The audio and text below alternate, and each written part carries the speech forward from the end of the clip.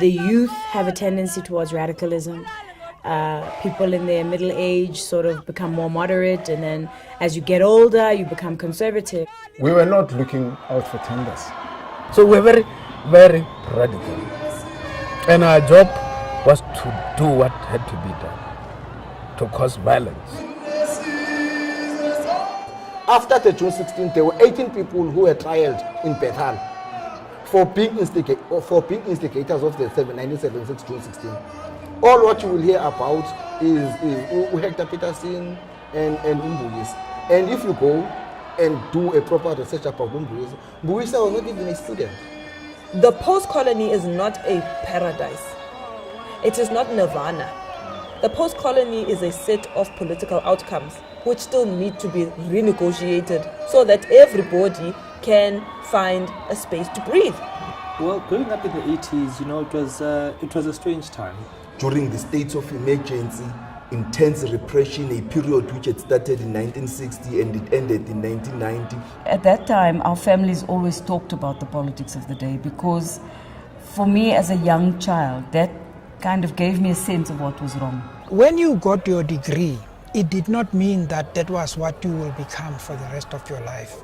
But it also carried with it the capacity to determine your fate, that you will become working class for the rest of your life. So the people were treated as vassals, as these subjects. And so they never would talk back. They were just seen simply as an extension of the tool, extension of the plow, extension of the tractor, to say, I want you up at 4 or whatever time you must work and so on. So I'm just saying, let's look at that historical background. That mindset is still there.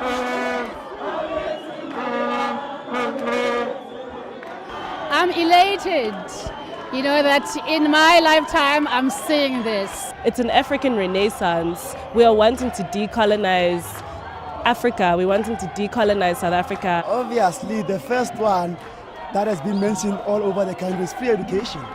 But now we know the institutions will end up saying to us, no, we cannot provide that for you unless the government does it. Many wrong. We've been promised free education in this country since the Freedom Charter, since '94. Every election's come around. I think more than anything, it's very symbolic in reminding this country that, in fact, we do need to be able to have access to these institutions of higher learning so that we can transform this curricula and it can be reflective of its geographical context, which is Africa. The thing that I think we shouldn't lose perspective of is this constitution is not a dead document.